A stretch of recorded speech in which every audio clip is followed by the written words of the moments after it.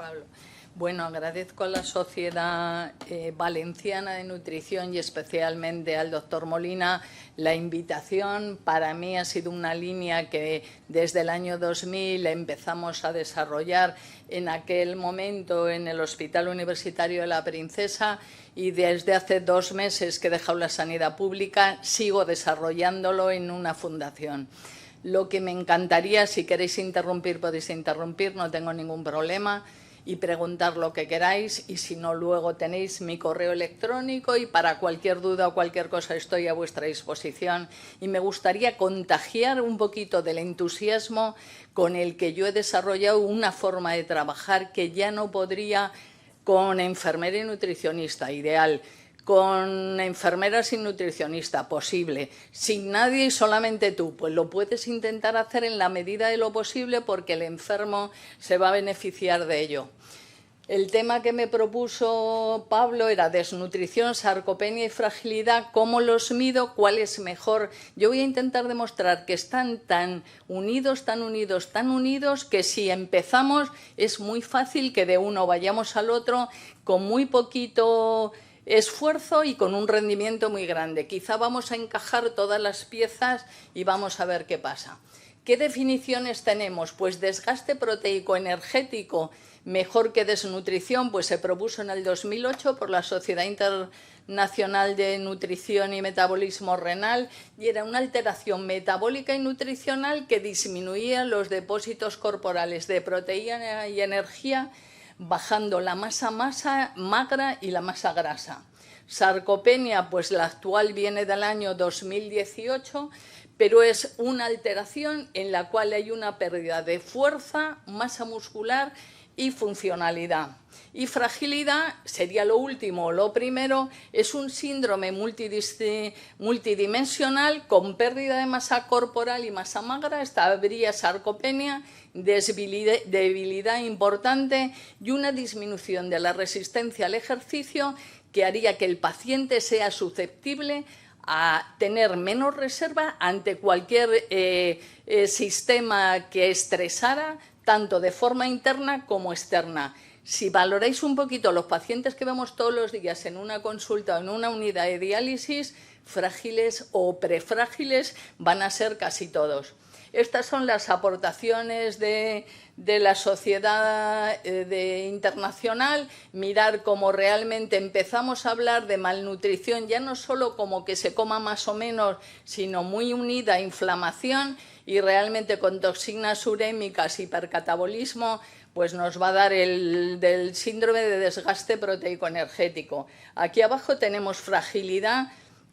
Vemos cómo fragilidad y el desgaste proteico energético pueden ir juntos y que realmente va a haber una serie de causas que van a poderlo producir en los enfermos renales.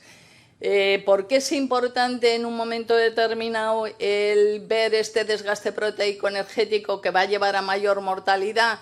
Pues porque hay una serie de las infecciones, alteraciones cardiovasculares, pacientes frágiles, y ya volvemos a meter y a encajar las piezas, pacientes frágiles mayores con depresión, junto con alteraciones, como decía Pablo, hiporexia o anorexia, disminución de la función renal y alteraciones metabólicas, pues nos van a dar ese tipo de desgaste y vamos a ver luego cómo podemos en general tratarlo. ¿Qué es muy importante y qué he aprendido yo de todo esto? Que la hipoalbuminemia no es solo por no comer, sino que siempre que hay inflamación vamos a ver, aunque sea transitoriamente, una albúmina baja. Y que muy difícil en los pacientes de edad avanzada, pacientes añosos. Nosotros tenemos una media en la Princesa que era de 70, 72 años de media, muy difícil deslindar qué es lo que se debe a la edad, que la edad va a producir una serie de alteraciones y qué es lo que se une en la insuficiencia renal. Así pues, sarcopenia, fragilidad y déficit funcional ya empezamos a ver que se van interrelacionando. Criterios diagnósticos desde el desgaste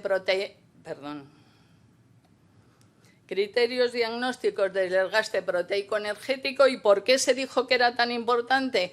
Pues porque realmente a los 5 años la supervivencia era mucho menor en aquellos que tenían el desgaste. Sí quiero decir, como aclaración, que yo también lo he aprendido, veréis que esto aquí pone en los 2 últimos meses. Desgaste como tal, según estos criterios, implicaría una cierta cronicidad. Vais a ver que hemos generalizado desgaste proteico energético y decimos, según la escala según el ángulo de fase, según lo que sea. Eso es una forma de aplicar el desgaste, pero siempre que lo hagamos vamos a decir cuál es el marco de referencia de cómo lo hemos definido, porque eso va a ser importante a la hora de analizarlo. ¿Por qué es tan importante la inflamación? Pues mirar, porque la inflamación produce citoquinas inflamatorias, aumento del catabolismo proteico, aumento del gasto energético y pérdida de apetito. Esto, junto a una disminución de la síntesis de albúmina en el hígado, van a producir la pérdida de los compartimentos de masa magra y masa grasa. Realmente la enfermedad renal crónica, este es un artículo que os lo recomiendo del 2021 muy bonito, que considera la enfermedad renal crónica como una síndrome inflamatorio sistémico. Y en todo este síndrome, que ya incluía, como es 2001, incluso la infección por el COVID, mirar cómo una de las cosas era el estado nutricional y todas las alteraciones que se producen, cómo podían incidir y podían constituir esa inflamación. Este también es un artículo la palabra es muy curiosa, inflammaging, que es lo que dicen estos autores es que la edad en sí es un estado inflamatorio que conlleva muchas veces obesidad visceral, y que esto va a desencadenar una serie de problemas, y mirar cómo dentro de la repercusión en otros procesos está diabetes, que la vemos todos los días en nuestros enfermos, la enfermedad renal crónica de por sí y la sarcopenia. Volvemos a desgaste, sarcopenia, fragilidad, van a estar todos juntos. ¿Por qué todo esto es muy importante? Porque realmente disminuye la calidad de vida, aumenta la morbilidad y aumenta la mortalidad en nuestros pacientes. Esto lo publicamos ya hace años, en el 2014, y veíamos que de la malnutrición en sentido amplio al desgaste, a la caquexia como estadio final, si analizábamos una serie de alteraciones, veíamos que la inflamación esté o no esté, va a ser muy importante, que haya un estrés oxidativo, un catabolismo proteico normal o ligeramente aumentado o muy aumentado, va a ser simplemente un estadio evolutivo, y que sea reversible o no, y esto es muy importante, va a depender de que solamente sea malnutrición y hagamos una prevención pronto, o cuando está empezando el desgaste, o si ya está instaurado y es muy severo, probablemente ya no va a ser reversible y todo lo que hagamos no va a servir para nada. ¿Cómo lo valoramos? Pues este es la propuesta, no os asustéis, pero es la propuesta que yo haría y cómo intento trabajar con respecto a la valoración global de la nutrición. Sin una historia clínica no hacemos nada, viendo cómo está el paciente, qué comorbilidades, en qué estadio, si es enfermedad renal crónica o diálisis y de qué modalidad. Un cribado nutricional simplemente con el peso y si tiene apetito o no, y luego escalas, encuesta dietética, perdona a los nutricionistas, pero a veces los hábitos, si no tenemos mucho tiempo, nos es muy útil y solamente dedicamos encuesta dietética a pacientes muy determinados por problemas de tiempo. Si hacemos parámetros analíticos, escala de valoración, y aquí sí que intentamos hacer, la que más utilizamos es el MIS, la escala de malnutrición e inflamación, pero la clásica es la valoración global subjetiva. GNRI para pacientes mayores incluso se ha validado para enfermedad renal solamente con la albúmina, el peso y si es hombre o mujer y la talla, ya tenemos una escala que puede ser dirimente de si está malnutrido o no, o a riesgo. Y la escala de desgaste, fragilidad, criterios, ahora veremos, dependencia de Barter y los criterios Glynn, que en este momento se están utilizando mucho. Yo creo que para enfermedad renal quizá no son los mejores, pero en este momento se están utilizando y para eso ahí estamos. Y luego valoración muscular, que es lo más importante que podemos hacer, vía DEXA o antropometría, la escala de sarcopenia para ver si está a riesgo o no, dinamometría para ver la fuerza muscular, que es predictor directamente de mortalidad, la bajada, y luego una serie de pruebas funcionales. Aquí tenéis cuál ha sido nuestras herramientas de valoración. Hemos utilizado todas las bioimpedancias que había hasta el momento, las dinamometrías, las diferentes escalas y las pruebas funcionales con SPPB como test de screening, y si el SPPB daba bien, pasábamos ya al resto de pruebas para valorar a los enfermos. ¿Es útil la bioimpedancia o no? Pues mirar, esto es una brasileña que hizo con nosotros la tesis doctoral y que se publicó una validación de cómo estaba tanto para medir masa muscular, sarcopenia, obesidad y obesidad sarcopénica en pacientes con enfermedad renal crónica, en diálisis o en trasplante, y se veía que era un método que podía ser útil y que podía ser bueno. Se acaba de publicar en el Nutrients en el 2023 una aplicación de la bioimpedancia también, y nos da como tanto en prediálisis, en las dos modalidades de diálisis o en trasplante, puede ser útil en el seguimiento. Y hay un artículo muy bonito en el 2020 en el BCM Nephrology que habla que el ángulo de fase solamente puede ser un indicador que puede predecir el desgaste proteico energético y fragilidad. Mirar cómo vamos enlazando poquito a poco todo. Y que un ángulo de fase bajo se puede asociar a un mayor riesgo de desgaste y de fragilidad en pacientes en hemodiálisis. Fragilidad, el concepto ya lo hemos dicho, es muy frecuente en condiciones crónicas, y la sarcopenia y la debilidad lo va a empeorar. Volvemos otra vez: sarcopenia, fragilidad y pérdida de funcionalidad. Muchas causas de fragilidad, como podéis ver aquí, pero simplemente decir que, mirar, terapia de reemplazamiento renal, acidosis metabólica, déficit de vitamina D, enfermedades superimpuestas, acumulación de toxinas urémicas, medicaciones y reducida actividad física forman parte de, entre otras muchas, de lo que puede producir fragilidad. ¿En cuántos de vuestros pacientes podríais decir que todo esto no se da? Pues probablemente muy poquitos, además del resto de cosas. La escala Frail es una escala muy sencilla, la podemos hacer incluso por teléfono. En el Hospital de la Princesa hubo un residente que lo hizo con distintas modalidades de terapia renal sustitutiva, pero que no tiene criterios objetivos. Van a ser lo que te diga el enfermo, ahora la vemos. Es muy sencillita y se puede aplicar eso, incluso por teléfono. Resistencia, deambulación, comorbilidad y pérdida de peso. 0, no frágil o robusto. 1, prefragilidad. Más de 1, alta probabilidad de fragilidad. Y más de 3, fragilidad.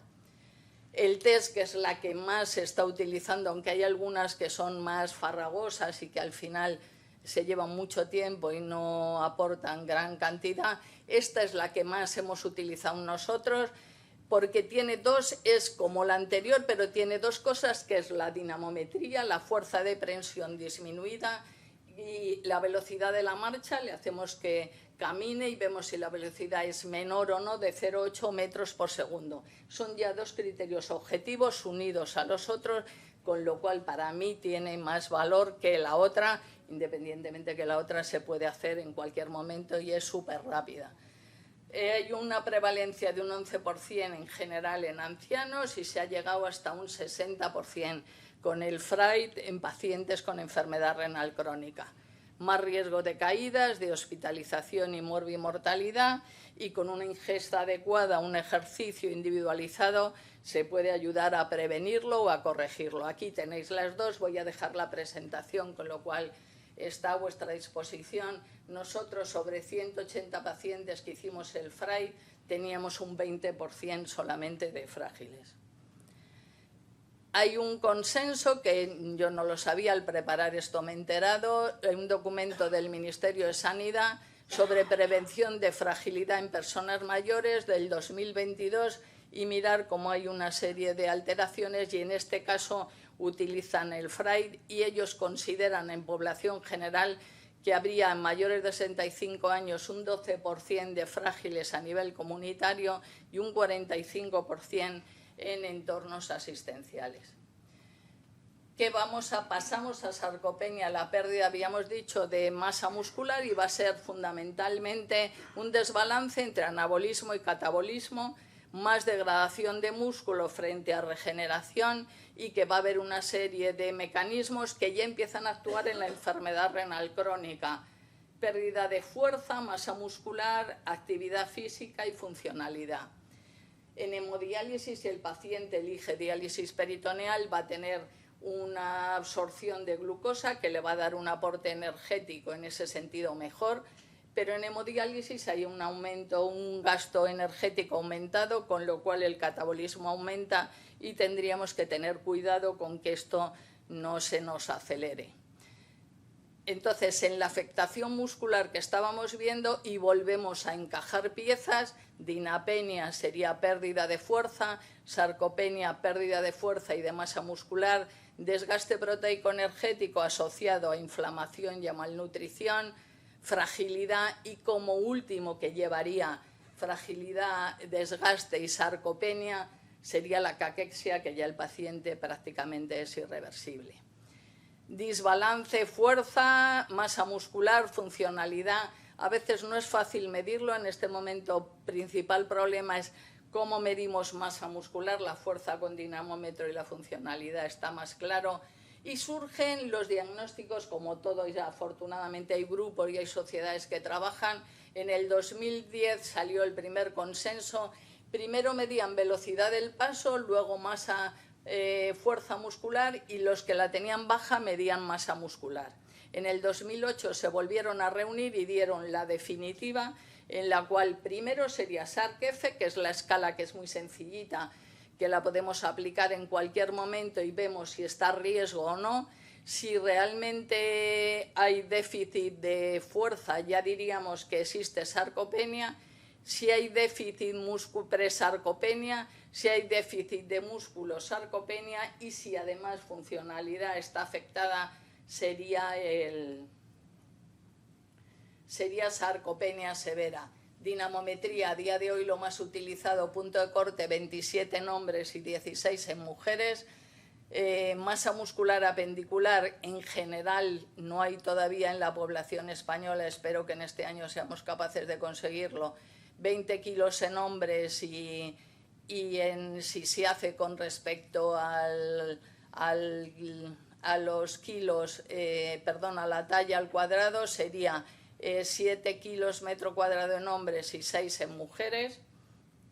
Y el SPPB, punto de corte generalmente menor de 8, el test Up and Go mayor de 20 segundos, el test de los 400 metros 6 minutos, y ahí tenemos una serie de puntos en los que podemos decir: nuestro enfermo está aquí, vamos uniendo, sumando, y nos da igual desgaste, nos da igual sarcopenia, porque todo, en definitiva, al final van a ir más o menos juntos. Sobre 109 pacientes teníamos 43,5 con los criterios ya del 2018 de presarcopenia, déficit, ya digo que son pacientes mayores, decía la dificultad de ver qué es insuficiencia renal y qué se da, un 22,2 de sarcopenia, que yo creo que no está mal para ser enfermedad avanzada, y sarcopenia severa solo en un 4,62.